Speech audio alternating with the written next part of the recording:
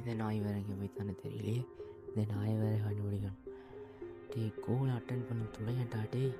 கோல் attend பண்ணுறா. அவங்ககிட்ட எதுவும் முக்கியமான விஷயம் சொல்லணும்டா. எறா. ஹலோ நான் தான் ஜோசப் பேசுகிறேன். கீழே நீ பேசாத ஓகே, நான் பேசுவேன் ஓகே. நில்றா, நான் பேசி முடிச்சு கேட்டேன்டா. நீ ஒரு ஃபோன் கிடச்சிச்சு ஓகே. அந்த ஃபோன்லேருந்து இப்போ நான் கால் பண்ணியிருக்கேன். பட் அந்த ஃபோன் ஒரு ஸ்க்ராட்ச் இல்லை, ஒரு இது இல்லை. ஆனால் வந்து பழைய ஃபோன் மாதிரியே இருக்கு மச்சான். அதுவும் நான் குப்பைலேருந்து வரைக்கும் எடுத்தேன். பட் அந்த ஃபோனில் அவ்வளோ பெரிய மிஸ்டேக்கு இது ஒன்றும் கரும்பு கூட ஒன்றும் இல்லைடா. ஆனால் அந்த ஃபோன் எப்படி தான் ஐநா வந்துருக்கும் யோசிச்சு பாரு. அந்த வீடு பழமையான ஒரு வீடுறா. ஏதோ ஐடியா தாடா.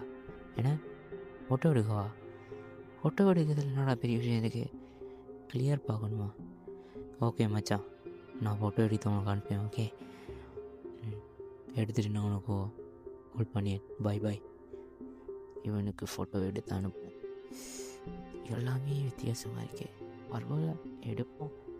ஸோ கண்ணுக்கு வேற போயிடுச்சு. என்னடா இது? நம்ம பார்த்தது உண்மைதானா? கேமராவில் தெரியுது, ஆனால் நேரில் தெரிய மாட்டேங்குது. ஐயோ, திருப்பி தெரியுதா? பக்கத்தில் வருது. ஃபோனே என்னடாவது நடக்குது. திருப்பி பார்த்தா தாண்டா தெரியும். அப்படிங்க கும்மான். சத்தியமா என் கண்ணுக்கு தெரியுதுடா. ஐயோ நான் மென்டல் ஆகிட்டேனா? ஐயோ